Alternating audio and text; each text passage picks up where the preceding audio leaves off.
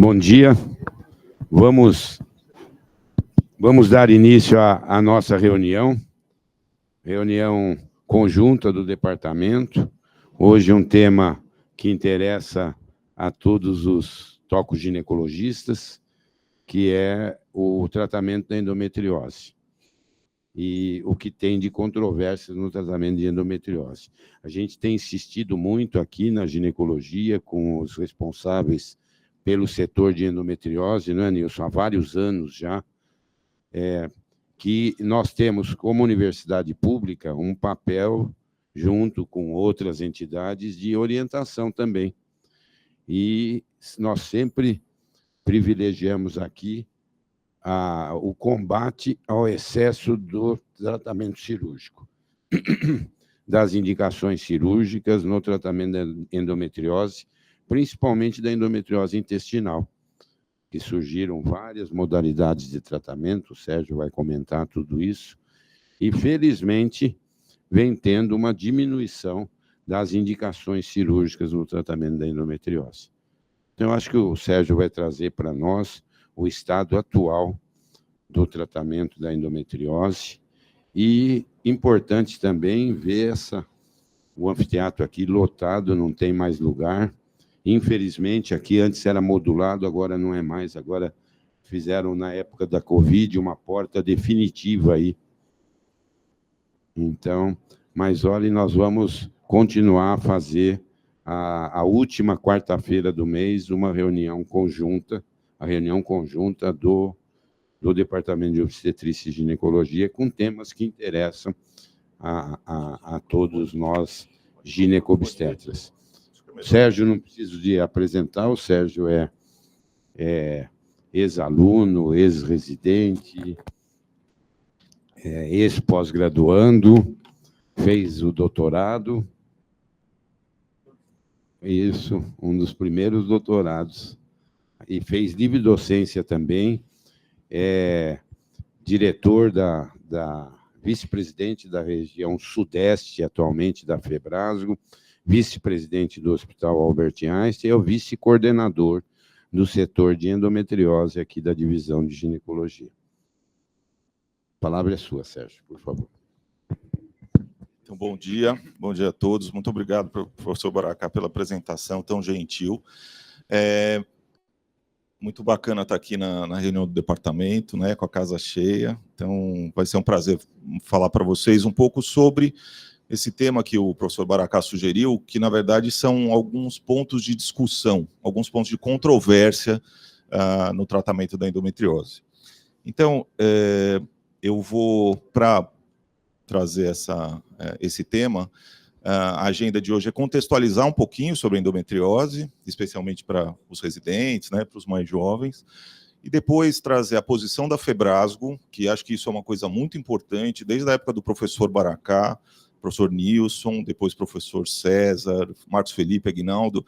A gente tem, e agora a professora Celeste, a gente tem insistido em trazer protocolos da Febrasgo, né?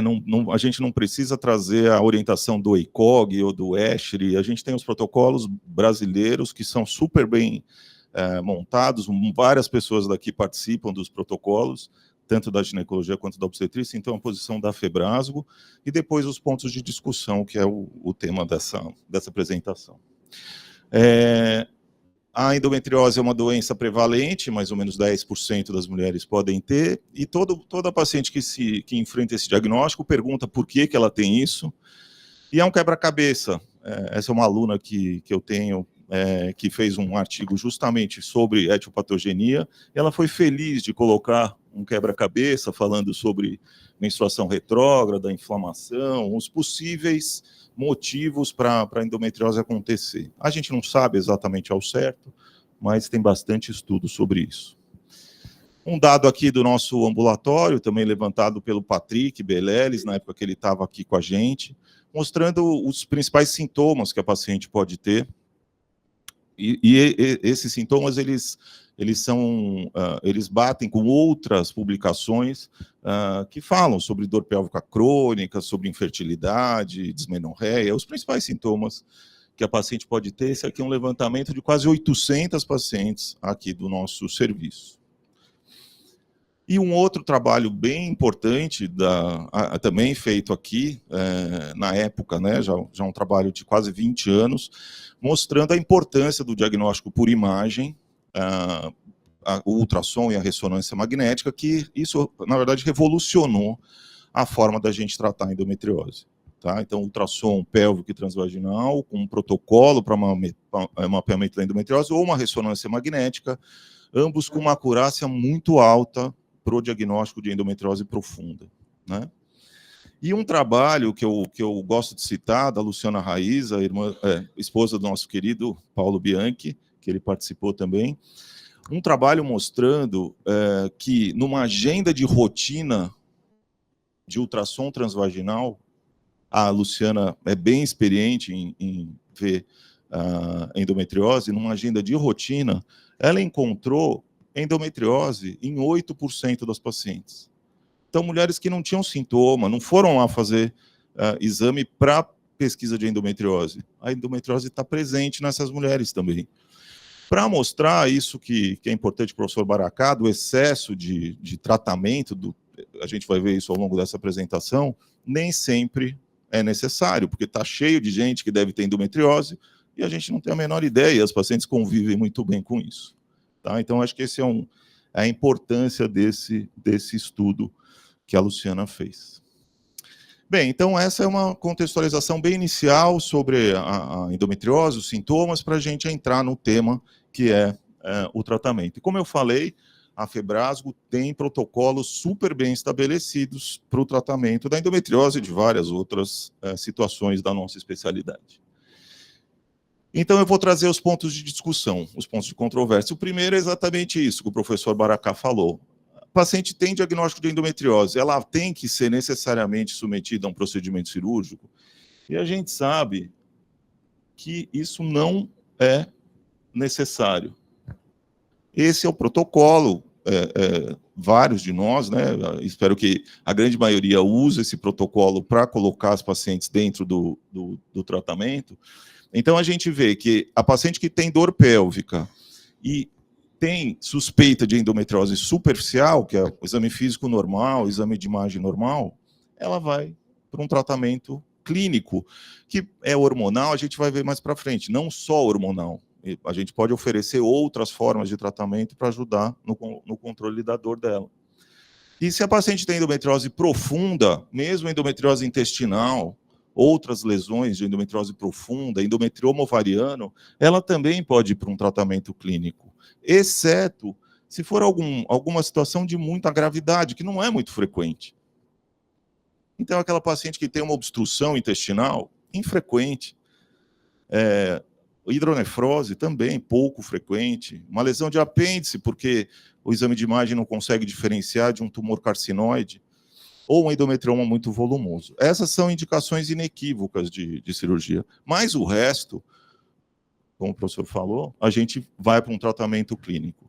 Qual que é a outra indicação de tratamento cirúrgico? É quando há falha no tratamento clínico.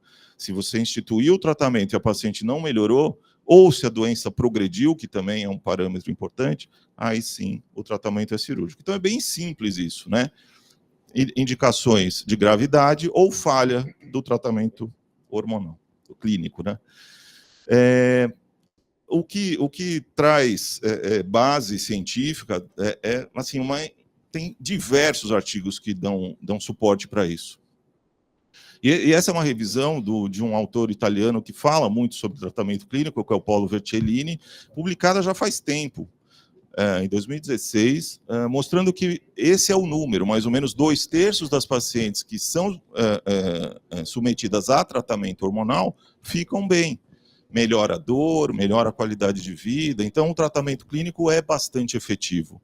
É importante dizer para as pacientes que a gente não está tratando a doença, a gente não está tratando a endometriose, mas ela está sendo tratada do ponto de vista do sintoma dela, o que é ok. Vale para mioma isso, por exemplo. Né? Se a gente vai operar todo o mioma, um mioma de 1 centímetro, um mioma pequeno, que não é relevante, não. Endometriose é exatamente a mesma coisa. Tá?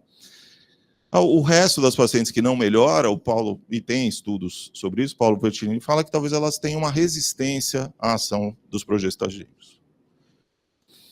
Então, primeiro item controverso, sabemos que a endometriose não é igual à cirurgia.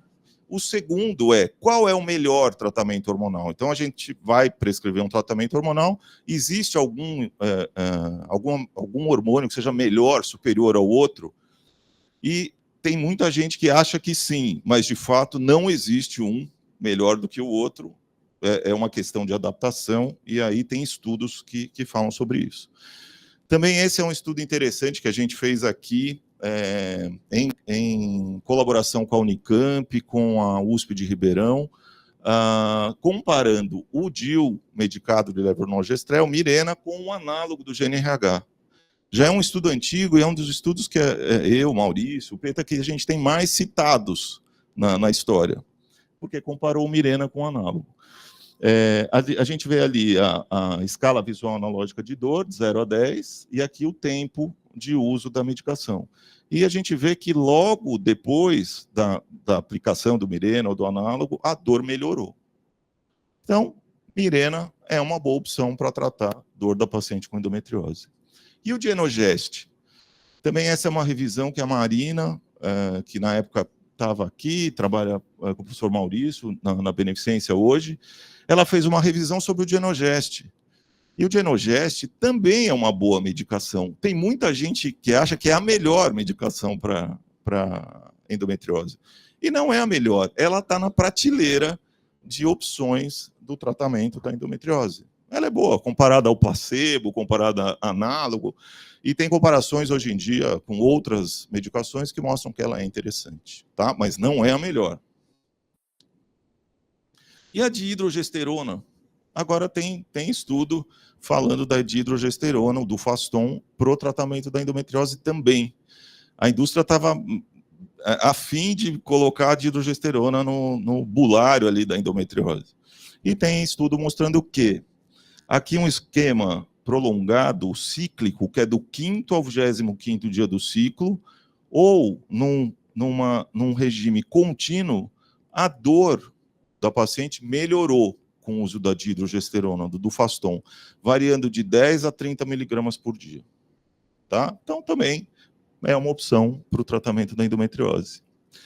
E os análogos do GNRH também são uma opção. Eles têm o problema do hipoestrogenismo, né, e que traz muito efeito colateral para as pacientes, mas uma solução para os análogos é a terapia Edbeck, para melhorar onda de calor, para melhorar ressecamento vaginal, para melhorar as alterações emocionais que deixar uma mulher jovem na menopausa atrás. Então, você eventualmente vai prescrever um análogo, tem que dar junto um progestagênio contínuo ou uma combinação de estrogênio com progestagênio, ou mesmo a tibolona. E aí a gente vê que fazer a terapia de Beck ajuda a melhorar os sintomas. Então, Mirena é bom, Dienogest é bom, dihidrogesterona, análogo, e os novos antagonistas do GNRH. Os antagonistas, eles têm exatamente a mesma ação dos análogos, eles bloqueiam a liberação de FSH e LH, a paciente entra em hipoestrogenismo, e eles também são bons para combater a dor. E, recentemente, então o primeiro foi o Elagolix, que teve a primeira publicação no New England, o professor Maurício participou dessa publicação, o Relugolix comparado à leuprolina, e agora lançaram um Relugolix junto com estrogênio e progestagênio. Em um comprimido, eles já fazem a Edbeck terapia. Chama Rieco. É uma medicação que foi lançada há um tempinho nos Estados Unidos e agora aprovada na Europa. E a gente vê que com o uso da Edbeck, né, as ondas de calor melhoram bastante em comparação com o uso isolado do antagonista, com o uso isolado do antagonista. Mas qual é o problema do antagonista? Que a gente não sabe ainda se tem perspectiva de chegar no Brasil. É o preço. Né? O antagonista nos Estados Unidos custava $800 por mês. Na Europa, isso aqui eu olhei a semana passada quando eu estava montando a aula, 430 euros por mês é comprimido, 30 comprimidos, mas eu achei aqui, não apareceu aqui embaixo, na Austrália está custando 140 dólares australianos por mês. Talvez tenha um subsídio, talvez a indústria esteja fazendo algum esforço para baixar o preço e ter acesso, né, para as pessoas. Mesmo assim, 140 dólares ainda no Brasil é bastante caro. Mas esse é o ponto ainda do antagonista.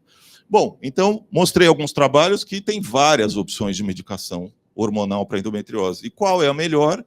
Não tem melhor, todas são equivalentes. E é isso que a gente tem que dizer para a paciente, tomar a decisão baseado nesse e vários outros artigos que falam essas comparações. Aqui uma revisão sistemática, colocando muita gente, né? 8.000 pacientes, 36 estudos randomizados, então de boa qualidade, comparando todas essas opções que eu mostrei aqui. E são equivalentes para a redução da dor. Tá? Então, essa é a informação importante, clínica, para o dia a dia do consultório de todos vocês. Então, qual o melhor tratamento hormonal? Não tem o melhor tratamento hormonal. Bom, não dá para não falar um pouquinho da gestrinona, porque é uma luta diária, né, para quem faz bastante consultório, e que pega pacientes usando implante de gestrinona. Então, e a gestrinona? Né? O que a gente tem sobre a gestrinona? Bom, essa data aqui, dia 1º de novembro de 2001, hein? É o dia que a gestrinona perdeu o registro na Anvisa no Brasil. Na Anvisa, né? Ela perdeu o registro há 23 anos atrás. Os mais experientes aqui usaram gestrinona em comprimido, dimetrose, 2,5 miligramas, 2 vezes por semana. As pacientes odiavam, elas reclamavam. E aí começou a aparecer os estudos mostrando que outras opções tinham a mesma eficácia. Começou a despencar o uso do dimetrose, e aí a indústria era Schering-Plough, não era?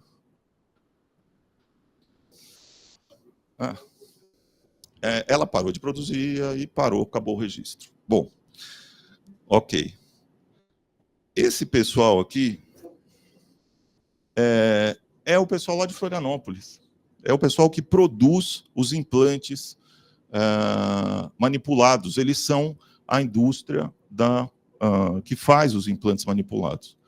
Eles publicaram um estudo aqui, ano passado, né, 2023, de uma revisão sistemática de estudos sobre o uso de gestrinona comparada com placebo, danazol, análogo, o que tem na literatura. Eles acharam 16 estudos, 13 são da década de 80 e 90. 3, agora dos anos 2000, 2 em chinês, em revistas chinesas, e um num jornal paquistanês, do mesmo grupo que publicou em chinês. O resto é tudo estudo antigo, mostrando que age na dismenorreia, na dor pélvica, a gestrinona, porém muito efeito colateral, que é o que a gente via antigamente, e com evidência de segurança limitada, e com a conclusão desse estudo tem que ser interpretada com cautela, porque a qualidade da evidência é muito baixa e incerta. Eles mesmos mostrando isso, e com detalhe, não tem nenhum estudo com implante. Não existe. Não tem, nunca foi feito, não existe estudo com implante de gestrinona. Então, o que a Febrasgo e a Sociedade Brasileira de Endometriose recomendam? Que o uso do implante hormonal contendo gestrinona não seja indicado para o tratamento da endometriose, até que evidências científicas apareçam. Que a gente faça estudos, e a gente, como uma instituição que forma as pessoas, que é formadora de opinião, a gente precisa fazer um estudo, fase 1, pré-clínico, para mostrar que é seguro, que não tem problema, que não tem toxicidade, quanto de implante sai, quanto a paciente absorve, do zero. Isso tem que começar do zero. E a paciente não pode ser submetida a uma experiência em anima nobile, como O professor Fauser falava isso antigamente. Então, implante de gestrinona, por enquanto a gente não fizer estudo, não. Por enquanto, não. Então, a gente já sabe que a endometriose não precisa operar todo mundo, qualquer tratamento hormonal é bom, e gestrinona não. E tem alguma novidade no tratamento clínico da endometriose? Tem algumas coisas aparecendo na literatura, e eu trouxe um trabalho feito aqui, que foi um trabalho que partiu da experiência do professor Raul Maranhão com a nanotecnologia, e que a gente acabou fazendo uma sequência de estudos que eu acho que foi bem elegante. Começou com o doutorado do Luciano Gibran, em que a nanopartícula ela se liga a receptor de LDE, a receptor de colesterol. Então, o primeiro estudo, o Luciano Gibran avaliou se a endometriose tem receptor de colesterol. E tem. Foi o doutorado dele. O segundo estudo foi um mestrado da Alessandra Bedin. Talvez alguns de vocês conheçam. Ela hoje faz um trabalho bacana com nutrologia. Mas ela estudou a farmacocinética de injetar a nanopartícula e ver se chega na endometriose. E chegava. E o terceiro estudo, então, foi da Roberta, uma aluna do Luciano, lá do Pérola, em que a gente colocou metrotrexate dentro da nanopartícula e para saber o que acontecia com as pacientes com endometriose intestinal, principalmente. Qual foi o problema? Ela conseguiu fazer o estudo, conseguiu 15 pacientes. As injeções começaram no dia 16 de março de 2020, Rossano. Você lembra, Luciano? No dia que parou tudo, ela já tinha injetado, acho que em 10 ou 12, ainda ela conseguiu mais 3. Mas, ao fim, ela conseguiu os resultados, foi um estudo bem bonito, mostrando que as pacientes melhoraram de dispareunia e de dor pélvica crônica com a injeção do metrotrexate em nanopartícula. Foi bem bacana esse estudo, e eu acho que ele tem uma possibilidade de continuação, com mais casos, sim, pode ser o doutorado da Roberta. Tá? Então, isso é uma novidade, tem outras acontecendo, mas nada de muito prático. Tá? Então, essa é a parte inicial, hormonal e clínica para o tratamento da endometriose. Vamos falar um pouquinho de cirurgia, já que controvérsias, né? A cirurgia melhora a qualidade de vida? Melhora, isso é um fato, e tem vários estudos que trazem essa informação. Esse é um do Bassi, do Marco Bassi, também é um grande amigo nosso, opera bastante com vários colegas da gente, cirurgião do aparelho digestivo, que ele mostrou que as cirurgias intestinais, quando bem indicadas para as pacientes sintomáticas, o tratamento cirúrgico ele traz uma melhora importante, comparando aqui antes e depois, na dismenorreia, dor crônica, dispareunia, em todos os sintomas aqui, a gente vê uma diferença significativa na melhora dos sintomas e da qualidade de vida dessas pacientes. Na Santa Casa, o Paulo Airosa, a professora Betinha, também fizeram um levantamento falando de questões de disfunção sexual depois do tratamento cirúrgico. Aqui uma revisão também, uma revisão sistemática de uma aluna, acho que da Betinha, de mestrado, incluindo 20 estudos, mostrando que a cirurgia é um procedimento complexo, que envolve múltiplos órgãos e foi eficaz na melhora da função sexual e da dispareunia em mulheres com endometriose profunda. Então, 2 exemplos, né, nacionais, e tem vários estudos mostrando isso, que a cirurgia é boa para melhorar a qualidade de vida das pacientes. Aí um ponto controverso. E a cirurgia robótica? Eu posso falar para a paciente que eu vou fazer uma cirurgia robótica e que ela é melhor para o tratamento dessa paciente do que uma cirurgia convencional? Eu posso dizer isso? Olha, a cirurgia robótica é melhor, eu vejo melhor, eu dou ponto melhor, eu tenho visão 3D, é top, você vai gastar, em alguns lugares, R$10 mil a mais, mas vai valer a pena. Então, eu não posso dizer isso. Eu não posso dizer isso. Tá? O que eu posso dizer é que a minha preferência é fazer cirurgia robótica. Eu gosto. Para mim é melhor, é mais confortável, mas que o resultado é exatamente o mesmo em termos de resultado para a paciente. Tá? Também é um estudo, não saiu aqui, mas é um estudo de 2024. Ah, não, está ali, 2024. Tá? Um estudo publicado agora. Uma revisão também de 13 estudos, 4 prospectivos, 8 retrospectivos, 1 randomizado, com quase 1.000 pacientes em cada grupo. Então, dados robustos, mostrando, olha o título, né? O Maurício fala muito isso, que o marketing do trabalho está no título, e esse é um título bem legal. A cirurgia robótica assistida não demonstra vantagens sobre a laparoscopia convencional na cirurgia para endometriose. Tá? Eles já entregaram a conclusão no título, não demonstra vantagens. E realmente, eles comparam 1.000 pacientes, né?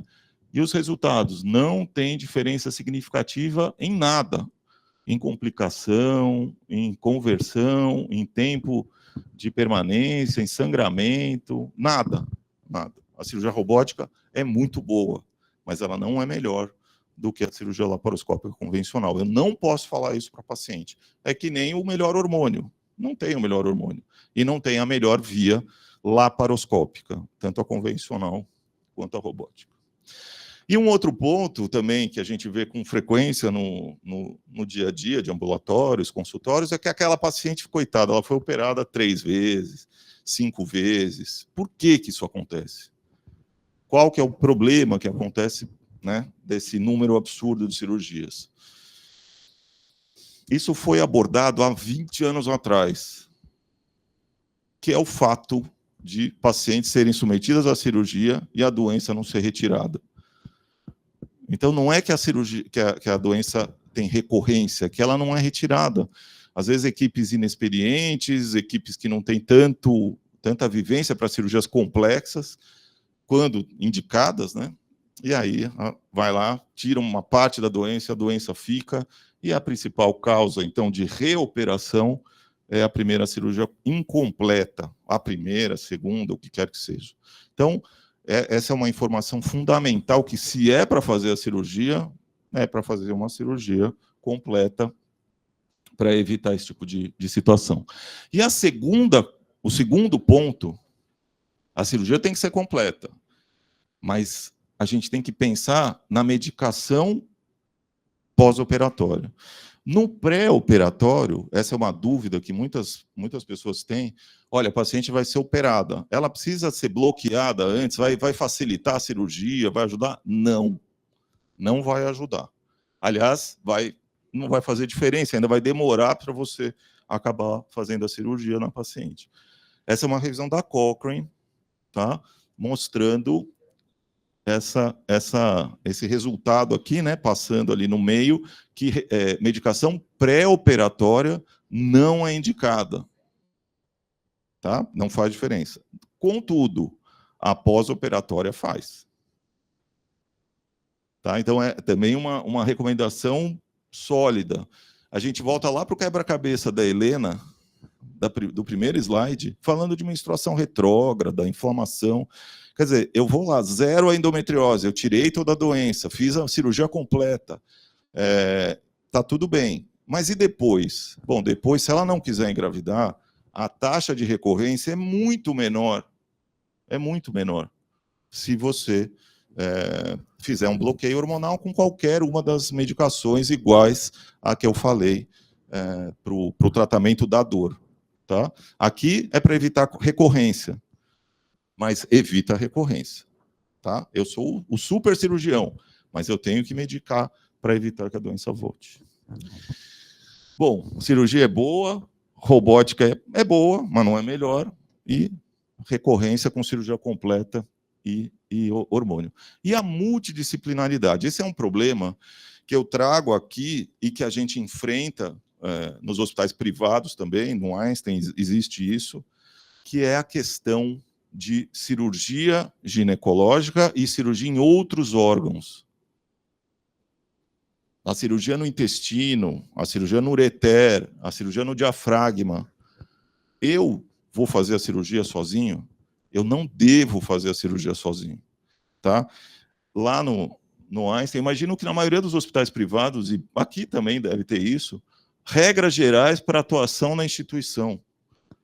A gente tem que seguir a regra da instituição.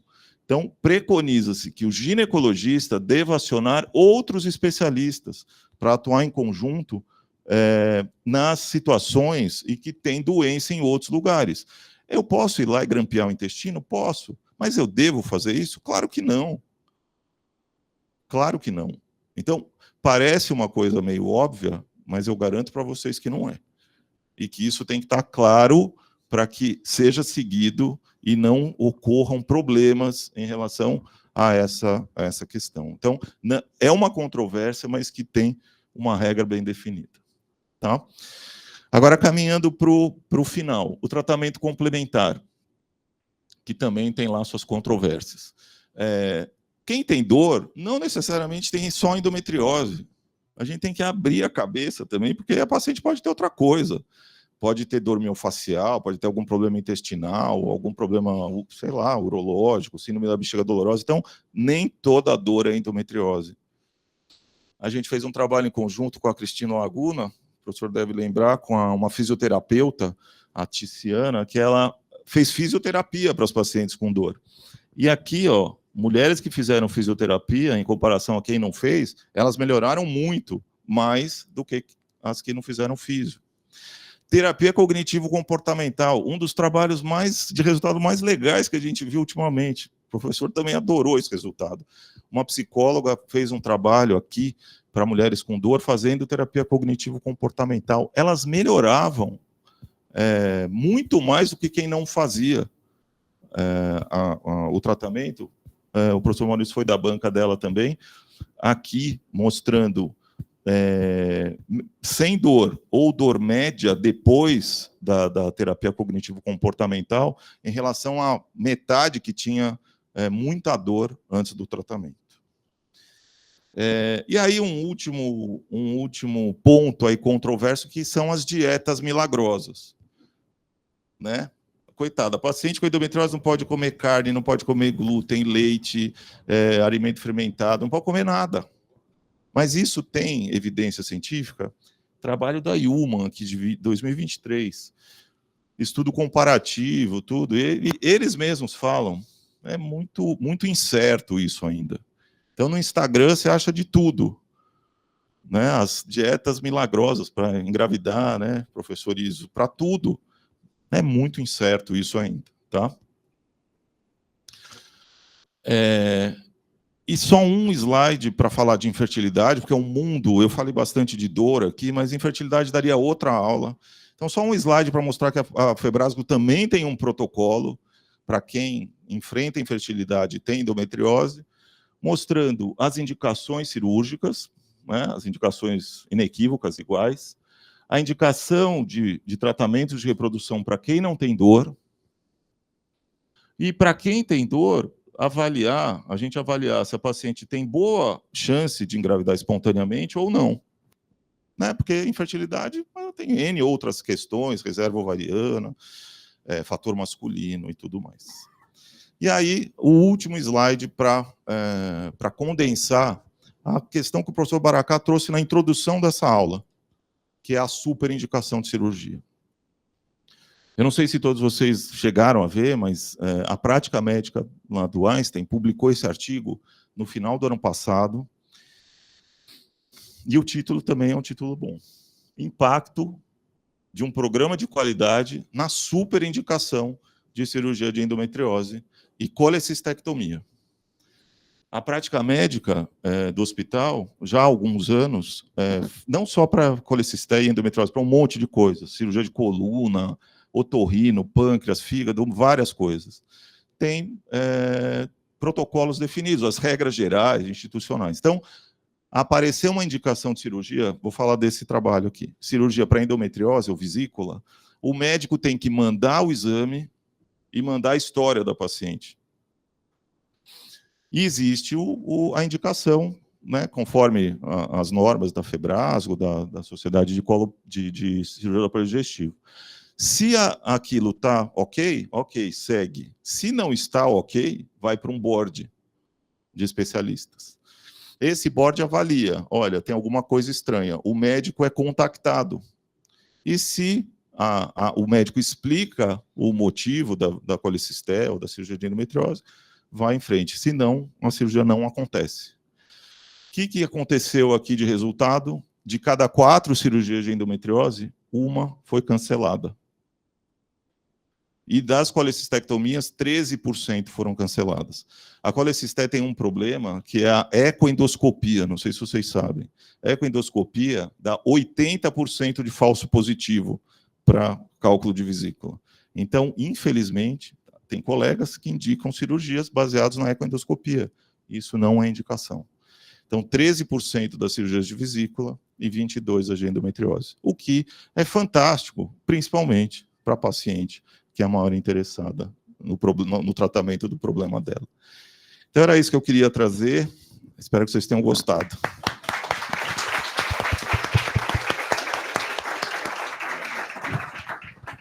Parabéns, Sérgio, pela excelente apresentação. Realmente uma apresentação muito clara, muito bonita, bem ilustrativa e mostrando o seu conhecimento no tema. Parabéns mesmo. Eu vou colocar o tema em discussão. O professor Maurício está aqui, não? Que eu não estou vendo. O professor Maurício está ali. Ah, está ali. Maurício, você quer fazer algum comentário? Por favor.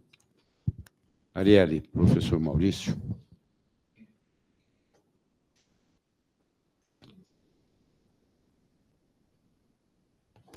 Eu queria cumprimentar o Sérgio pela brilhante aula. Eu acho que isso é uma história de vida nossa, né, Sérgio? É uma construção que está fazendo parte da realidade do mundo inteiro, no sentido do olhar sobre a doença. Partindo do diagnóstico e, enfim, mirando nessas alternativas terapêuticas. E, então, infelizmente, ainda não existe a medicação ideal para tratar a endometriose, está por vir. A nossa expectativa é que em até 10 anos a gente já tem algumas medicações que estão mirando na fibrose, enfim, mas gostei demais da tua aula, Sérgio, parabéns. Muito bom. Pedro Monteleone. Não, obrigado. Eu quis mostrar os trabalhos que a gente foi fazendo ao longo do tempo, que você participou, que a gente participou junto. Acho que realmente faz parte da história e construiu o conhecimento no mundo mesmo, né? O Mirena, exames de imagem, acho que foi importante. Obrigado. Sérgio, eu tenho 2 questões rápidas. A primeira, assim, na cirurgia de endometriose grave, que o seu objetivo é, como você falou, tirar toda a doença. Quando que você resolve não tirar toda a doença, que você fala, aqui começa a ficar um pouco de demasia e eu vou parar aqui e vou fazer a terapia suplementar com medicação? E a segunda pergunta é, quando que você indica para essa paciente prévia à cirurgia fazer preservação da fertilidade? Ótimas perguntas, Pedro. Obrigado. Esse ponto de parar a cirurgia é fundamental. Quando a gente vê, principalmente, que tem comprometimento de plexo hipogástrico, nervo hipogástrico bilateral, a gente não pode fazer a ressecção completa, porque a chance de dar problema, atonia vesical, problema intestinal, sexual, é importante. A gente já viu casos em que isso aconteceu, o tratamento é muito difícil. O paciente tem que fazer autossondagem, é bem difícil. Então, o cirurgião tem que ter essa percepção e não fazer a remoção completa e depois medicar a paciente. O análogo nessa situação pós-operatório é interessante. Mas você já vai, quer dizer, primeiro, você já sabe que isso vai acontecer, porque pela avaliação do mapeamento pré-operatório, do exame de imagem, a gente já sabe que isso vai acontecer, você já avisa a paciente que isso vai acontecer.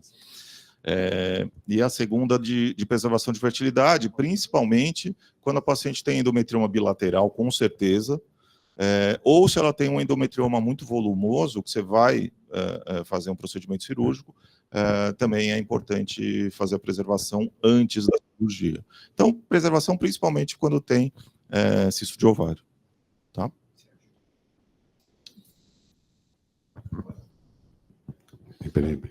O Nilo, o microfone está chegando, por favor.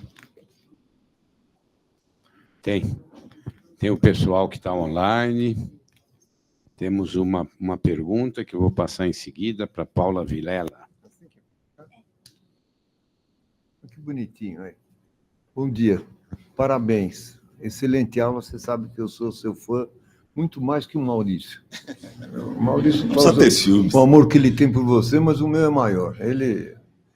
Segunda, a pergunta que o Pedro fez, bem oportuna também, porque às vezes o médico leva uma culpa e sabedor, às vezes, da paciente que ele está operando.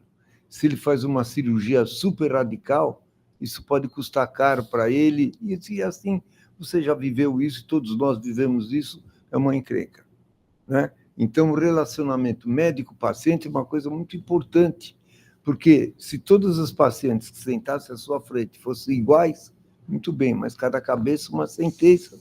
E isso é uma coisa que a gente tem que pôr em consideração também.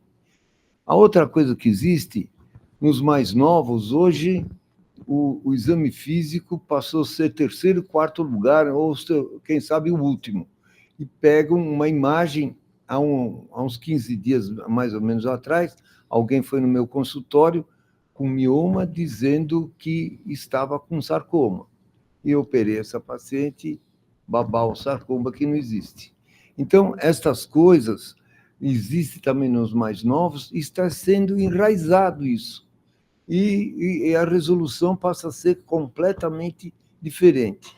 E a última coisa, às vezes o médico é culpado em pôr na cabeça da paciente a encrenca que ela já vem da dor pélvica, que às vezes nem é endometriose, como você falou, e aí que está selado o caso dessa paciente. Desculpe a demora, mas eu gostaria de falar. Não, perfeito. O exame físico é fundamental. Pode passar para o Celso. Celso. O exame físico é fundamental. Antes, no toque vaginal, também no trabalho que a gente fez em 2007, metade das pacientes com lesão retrocervical dá para saber no toque. Então, você já consegue dizer para metade das pacientes que tem a doença no consultório que ela tem. Então, o exame físico é fundamental. E tem que ter muita parcimônia na radicalidade da cirurgia. A gente vê, às vezes, coisas absurdas de peritoneiectomia, uma coisa enlouquecida, a paciente não tem nada. Às vezes, você vê o vídeo do que foi feito, fazendo um tratamento pior do que o benefício que ela teria. Obrigado. Celso, só um pouquinho. Celso, só segura o microfone que depois é você. Okay. Paulinha Vilela Gerpelli, a ginecologista das Alagoas. Nossa ex-presidente, ex-presidente. Bom dia. Normalmente eu estou no centro cirúrgico, não consigo participar, mas hoje as cirurgias foram canceladas, então posso ter o prazer aí de falar com o Dr. Sérgio, com o senhor Falta anestesista aí também, Paulinha? Ô, doutor, demais, viu, professor? É em todo lugar. Demais. Tá até nas Pelo Alagoas. menos uma vez por mês está tendo tudo cancelado aqui por falta de anestesista. Tá vendo? Vamos lá, Estamos precisando formar mais anestesistas, acho que é a especialidade com maior carência que tem. Dr. Sérgio, eu queria te perguntar duas coisas. Eu sei que é muito difícil fazer os estudos com suplementação e alimentação por conta da parte cultural, mas na sua opinião pessoal, quais são as mudanças alimentares que você tem mais resultado nas pacientes? E a segunda pergunta, reposição hormonal para paciente com endometriose. Até que ponto isso é uma contraindicação? Oi, Paulinha, obrigado. Obrigado pelas perguntas. Eu não tenho nenhuma preferência de recomendação de dieta, justamente porque, olha, eu vou atrás, eu tenho uma super amiga que é nutricionista, e ela também vai nesse caminho, fazer uma dieta, digamos, saudável, para aquela paciente, individualizar aquela paciente, é o que talvez traga benefício. Não dá para generalizar, isso, infelizmente, também uma outra luta, igual dos implantes, que a gente precisa tentar resolver com trabalhos científicos, com alguma coisa sólida de conhecimento. Não tem. Então, eu não posso falar para a paciente, para de comer glúten, para de comer lactose, para de comer carne, se não é certeza que isso vai ajudar. A dieta anti-inflamatória que as pessoas falam, poxa, não tem uma solidez científica para a gente dar para o paciente. Você pode orientar um pouco dessa questão mais holística, mas algum ponto específico eu não tenho coragem de dizer. Reposição hormonal em paciente que teve endometriose, o professor Nilson deu uma aula recente sobre isso. Mesmo que a paciente não tenha útero, você deve prescrever algum progestagênio junto com estrogênio para ela. Então, estrogênio e progestagênio sempre, ou a tibolona, que é uma alternativa para essa paciente. Tá? Mais uma pergunta online aqui, Ana Lúcia Cavalcante.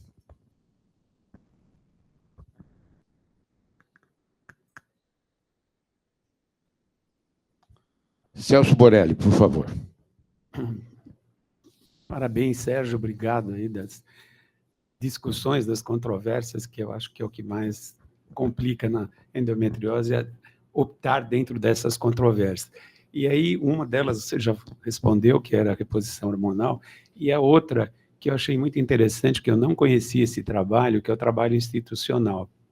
E você falou que primeiro é feita uma análise, feita uma imagem, indicação do cirurgião. Então, a primeira pergunta é quem faz essa análise antes de ir para o board. E a segunda questão, que eu acho muito interessante, que você falou que 25% dessas pacientes acabam não operando. E se você tem o porquê que essas pacientes não operaram, esses 25%? Esse é um trabalho da prática médica do hospital. Então, eles têm, lá se chamam os pathways, que são os roteiros de tratamento para a maioria das situações. Foram eleitas essas duas, endometriose e colecistéria. Então, quando a paciente, o médico manda o exame e a história, é só comparar com o roteiro ali. Se encaixa, e é baseado nisso aqui, na Febrasgo. Se encaixa? Não, não se encaixa. Está faltando alguma coisa. Está faltando. Então, a paciente não tem nada, não tem sintoma nenhum, ou muito frequente. O exame normal. O exame completamente normal. E aí está lá pedindo retossigmoidectomia, epipoplastia. Sabe quantos códigos eles identificaram para a cirurgia de endometriose? 80 códigos.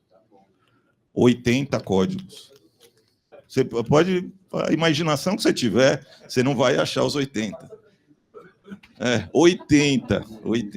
Então vai para, tá lá no, uma coisa meio até de inteligência artificial, tá? Não tá. Aí vai para um board. Vai para um board lá de pessoas da coloprocto e da ginecologia. Eu não faço parte desse board, hein? As pessoas vêm falar comigo, mas não sei o que, a minha cirurgia. Eu não tenho a menor ideia. E, com certeza, eu tenho um cargo lá dentro da administração, obviamente eu não faria parte. E aí esse board analisa. Não, o médico explicou, tá tudo certo. Tá bom, vai para a cirurgia. Não tem indicação, não tem indicação. Então, por que não era, as cirurgias não eram feitas? Porque não tinha indicação. Eles não colocaram. Deve ter ido operar em outro hospital, Celso. E o que aconteceu? Provavelmente. Por que diminuiu? Está diminuindo isso. Diminuiu lá no Einstein, mas foi operar em outro lugar, porque eles têm protocolos para isso. Tá bom. Gustavo.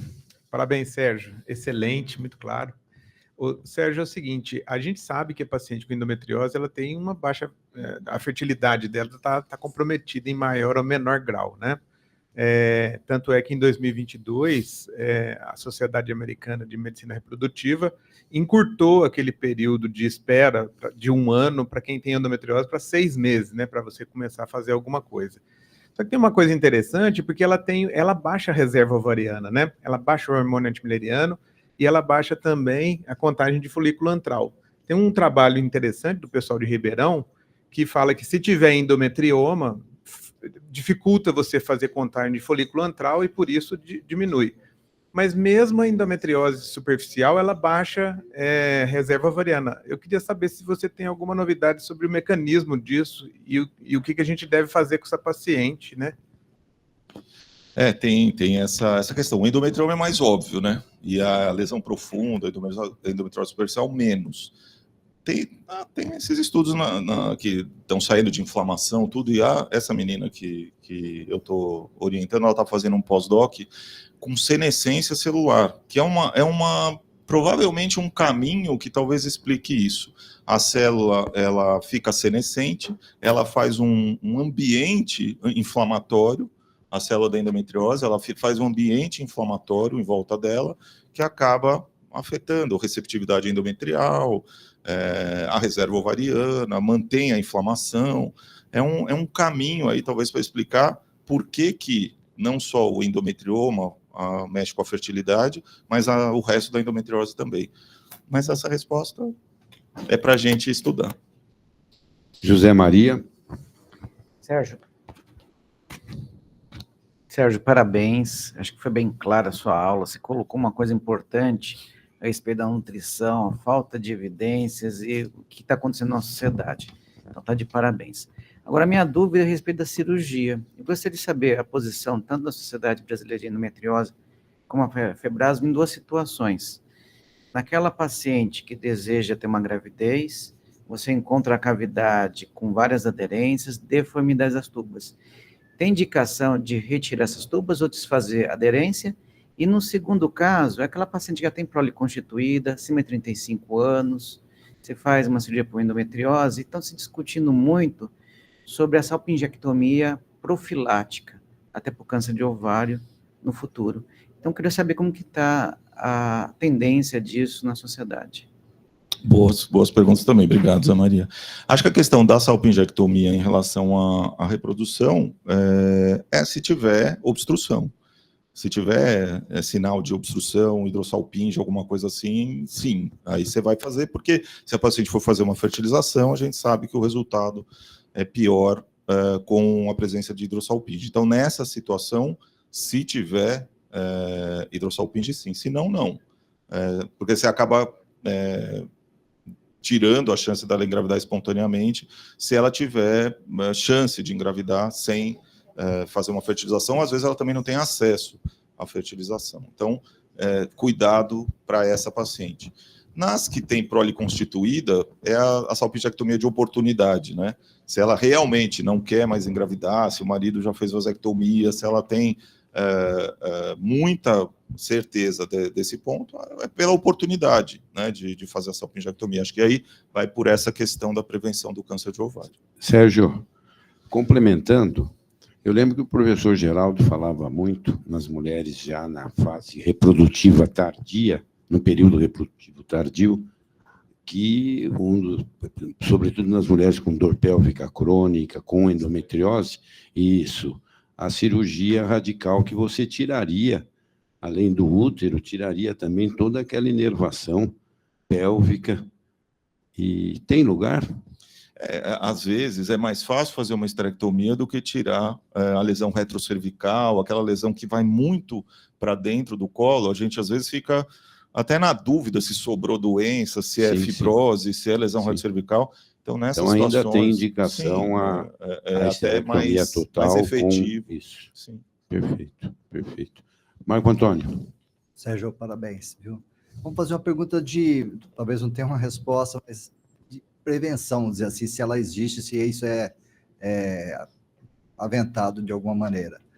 Principalmente nas adolescentes. Quantos das adolescentes que têm dismenorreia sem nenhuma imagem vão desenvolver? E se a utilização de anticoncepcional muito precoce, qual que é o malefício disso? Porque eu vejo muito uma discussão, não dá muito cedo, ou dá, porque tem gente que fala, não, mas pode prevenir uma endometriose. São raciocínios simplistas, mas acho que no dia a dia é que a gente pega muito disso, né? Qual dessas meninas vão ser? Porque não é uma doença que aparece, né? Obviamente ela vem aparecendo com muito tempo. Por que está aparecendo mais nos nossos tempos? Porque no tempo de Jesus não era tanto assim, que a gente brinca, né? Apesar que o amigo meu fala, você pode não ter visto endometriose, mas se ela te viu várias vezes, ela te viu, né? Então, a gente está fazendo um trabalho em adolescente para ver ressonância ressonância magnética de meninas com dismenorreia, ou dor pélvica. Por quê? Porque a maioria dessas ressonâncias não precisava ter sido pedida, porque elas vêm normais. A maioria disparada, ela vem normal. Então, você pode oferecer um tratamento, não falar que ela tem endometriose, porque você não tem certeza, mas deixar anotado ali na sua ficha que, se ela melhorar mais para frente, vale a pena lembrar e aí sim pedir um exame. Porque pode ser que ela tenha alguma coisa muito inicial que não aparece em exame de imagem. Por quê? Porque hoje qualquer ressonância que você pede vem escrito espessamento de ligamento esperossacro ou sugestivo de endometriose. Está cheio. Agora, não tem uma prevenção estabelecida. Você pode usar um anticoncepcional para melhorar o sintoma da paciente. Não é um problema você usar contraceptivo. Se ela já tem atividade sexual, inclusive, você pode pôr um Mirena nela, para ela não esquecer de tomar, mas lembrar, depois de uns anos, e pedir exame de imagem para ver se a doença acabou aparecendo mesmo na vigência do tratamento clínico. Tá? Mas prevenção, de fato, não tem nada conhecido. Sérgio, só a título de ilustração, eu lembro, há bons anos atrás, o professor Geraldo falava para a gente que em jovens que tinham uma dismenorreia muito intensa e que não melhorava em adolescentes, né? Que não melhorava com os antiprostaglandínicos, vamos dizer assim, com as terapêuticas habituais, que ele recomendava, e a gente fez isso, o anticoncepcional hormonal combinado oral, como se fosse uma medida protetora, mas não era prevenção, mas uma medida protetora, nesses casos com dismenorreia primária muito forte, que não melhorava com o tratamento habitual. Não, perfeito. E a recomendação, acredito que em breve, é tratar sem ficar pedindo ressonância a cada 6 meses para elas, porque não faz diferença. Tem uma pergunta aqui do Edson. Você falou do DIU de levonorgestrel, 52 miligramas. Ele teria indicação no tratamento clínico de pacientes com endometrioma ovariano? Não. O professor Nilson também fala bastante isso, Maurício fala isso, a gente vê na experiência prática, o DIU de levonorgestrel não é anovulatório. Perfeito. Então, é a única situação do Mirena que não é indicado nem para tentar tratar, nem no pós-operatório. Se você operou o endometrioma, melhor deixar a paciente com algum anovulatório do que com Mirena. Ok. E mais uma, como definir, ele pergunta também, como definir falha de tratamento clínico? Boa pergunta também. Precocemente? Como é que funciona isso? Assim, a paciente tem que ter um tempo para tentar se adaptar ao tratamento. Sim. Né? 3, 4 meses, 6 meses, o quanto ela tolerar. Se o primeiro tratamento não deu certo, vamos tentar outro.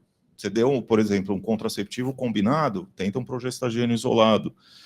Se nada deu certo, depois de 6 meses, 9 meses, se ela conseguir levar isso até 1 ano, você faz um novo exame de imagem para ver se teve progressão de doença, aí você considera que teve falha do tratamento. Perfeito. Mas não vai desistir com, deu uma pílula 1 mês, 2, não deu certo, vamos esperar mais um pouquinho, né?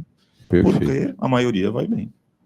Você, antes de passar para o professor Nilson, você mostrou que os progestagênios, eles não, praticamente o efeito é semelhante, os mais baratinhos e os mais caros. Eu me lembro, na minha época de residência no Hospital do Servidor, o professor Geraldo recomendava muito um progestagênio 19-noresteroide, e nós usávamos o orgametrol. Não sei se o pessoal lembra do orgametrol aqui. Nilson lembra. Lembra sim. Você não era da época do Jesus, do Marco Antônio, mas você lembra do orgametrol. Eu não sei se o Luiz lembra do orgametrol, a Elza, a Lana Maria, mas ele era um progestagênio, era o linestrenol, que depois tinha no Evanor, tinha no Lindiol, era um excelente progestagênio, era baratinho, aí saiu fora do mercado. Isso foi nos começo dos anos 80, do século passado. O Nordeste é com levonorgestrel, e é baratinho. Então, eu posso usar um progestagênio, esses que tem na rede pública, para tratar a endometriose. Não preciso pegar uma de hidrogesterona, pegar uma... E tem aquele efeito dimórfico que o professor Geraldo sempre fala, cita, que atua mais no componente estromal do que no componente glandular e vascular, levando mais a fibrose, como o professor Maurício comentou na fala inicial dele. Então, eu acho que é importante isso também, que é o que nós temos na rede pública, e é bom. É bom. ciclo 21 é bom, o Nordeste é bom, qualquer um deles é bom. Eu sei que o professor Nilson o senhor tem as preferências dos progestagênios, mas que, de fato, clinicamente, nas comparações, Sim, eles são semelhantes. não muda. Né? É isso mesmo. Professor Nilson. Bem, queria inicialmente parabenizar você, Sérgio, pela belíssima apresentação, né? Uma coisa muito importante que eu acho, você fez um histórico aqui do desenvolvimento da endometriose nessa clínica, né? Surgiu inicialmente, acho que foi com EG, eu ajudei um pouco, depois eu fui mais para outras áreas, Roberto EG, o professor Vicente também, Bagnoli, e o Vicente Mariuíza, desculpa, é isso, na área da reprodução. E depois o Maurício pegou com afinco isso e fez um número de publicações muito grande, o que enaltece, né, e projeta a clínica. E o número de discípulos que foram criados, dos quais você fez parte desse grupo muito grande. Então, eu queria parabenizar isso, porque mostra a fortaleza dessa área na instituição, que tem que ser reconhecida sempre.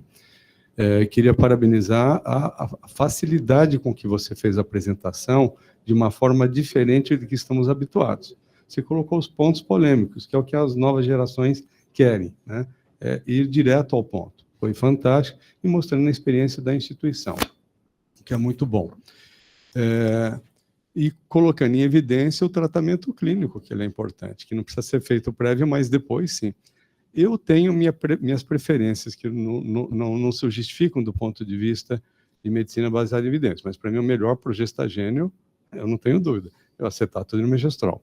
O melhor progestagênio é aquele que ou ele é mais, tem maior afinidade ao receptor, ou que tem maior tempo de duração, né? Se você pegar, desculpa falar, eu vou falar uma coisa que abaixo, se puder, ele me dá um tiro, mas o Dienogest, para ele funcionar, ele precisou ser quadrifásico. O Nomegestrol, para ele funcionar com estrogênio natural, monofásico, porque a meia-vida é 46 horas. Se ela esquecer de tomar um dia a pílula anticoncepcional, a eficácia contraceptiva se mantém e não muda. E uma pessoa excepcional, que foi o professor Elzimar Coutinho, tem, às vezes, os problemas, mas era um homem à frente do tempo, ele fazia os implantes de Nomegestrol, porque ele conseguia da Teramex, quando a base da Teramex era em Mônaco e Monte Carlo, ele conseguia esse progestagênio. E ele utilizou muitos implantes com Nomegestrol. E você colocou de uma forma muito, muito feliz a respeito da gestrinona. Ela é um progestagênio. Na época, os progestagênios para endometriose era o Ladogal, que era um progestagênio androgênico, e mais androgênico que ele era o Nomegestrol, né? Tanto que diminui tecido mamário, né? E só que os efeitos colaterais a longo prazo são muito ruins e deletérios. E você colocou uma coisa que várias coisas que eu não sabia, uma delas do vencimento da patente em novembro de 2001, eu não sabia disso. Eu achei que tivesse terminado antes, né? Então, eu acho muito interessante. Um outro aspecto, que eu vi agora recente, no Contraception Today, em Roma, uma apresentação a respeito de anticoncepção. E você abordou de forma muito, muito adequada. Então, e lembrar que eu acho, embora teria que ser um N muito grande para mostrar diferença, que a forma contínua da pílula anticoncepcional, sem os placebos, aquela que tem, seria mais adequada, né? E fazer aquilo que eu sempre falo. Em geral, os placebos são 4, então, carro 4x4. Sangrou 4 dias, para 4 dias, inicia. Então, isso é muito bom. E outra linha que você colocou muito importante, que felizmente eu fiz parte, começou com o Raul Maranhão e comigo, quando foi a minha livre docência, a respeito das partículas, nanopartículas. Depois o Jesus entrou na área, o Jesus Paula Carvalho, né? Entrou com várias pessoas que acabaram fazendo junto, o EG também, na área de mastologia, e ele, porque tudo que se referir a receptor de estrogênio, as nanopartículas são fundamentais. E na área do câncer, ela pode funcionar em câncer, que o quimioterápico seja lipossolúvel, é um míssil teleguiado no câncer, Foi daí que surgiu. Foi um interesse na minha área, que foi a docência na área de climatério, cardiovascular, que mostrava que a partícula de HDL ficava encharcada de apoproteína A, e que isso melhorava do ponto de vista cardiovascular, mas depois servia muito para o câncer. Então, essa é uma área muito boa que foi estabelecida aqui.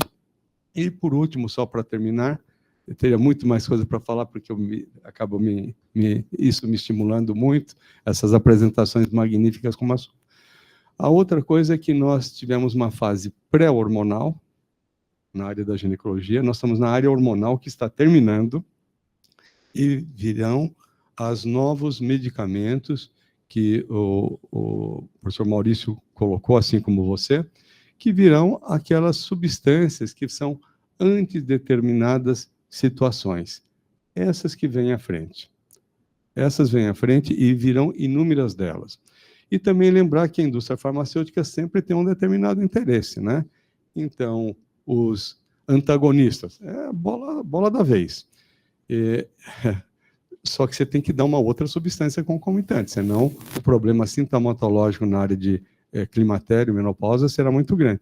Talvez seja muito mais barato e mais fácil dar uma que já é eficaz e é muito mais barata, né? A gente tem que pensar sobre isso. E lembrar que a CEMED cria uma confusão danada. É o órgão da Anvisa que libera o preço. Lembrar que quando o Claira entrou, ele fez um comparativo com a pílula de levonorgestrel, que é muito barata. E qual o preço que ele deu? Pequeno. Quando foi a questão do Alurene, né, que é o Dienogeste, foi comparável com o análogo do GNRH. O que aconteceu? Era a mesma dose equivalente à do Claira, só que o preço saiu em torno de 2,5 vezes mais caro. Por quê? Porque foi comparativo com o análogo. Lembrar agora que também eles veem qual é o preço mais barato no mundo. Como foi $134, acredito que australianos, né, que é mais ou menos 30% mais barato que o americano, então vai sair aqui no Brasil em torno de uns R$400 por mês, né? Lembrar que talvez a pílula anticoncepcional, né, ou determinados progestagênios sai muito mais barato. E lembrar muito que o professor Baracá colocou, que o médico do dia a dia confunde bastante. Os 19 norderivados da testosterona, eles têm uma conversão em estrogênio. A noritesterona em 4%. O linesterenol, acho que era em torno mais ou menos de 2,5%.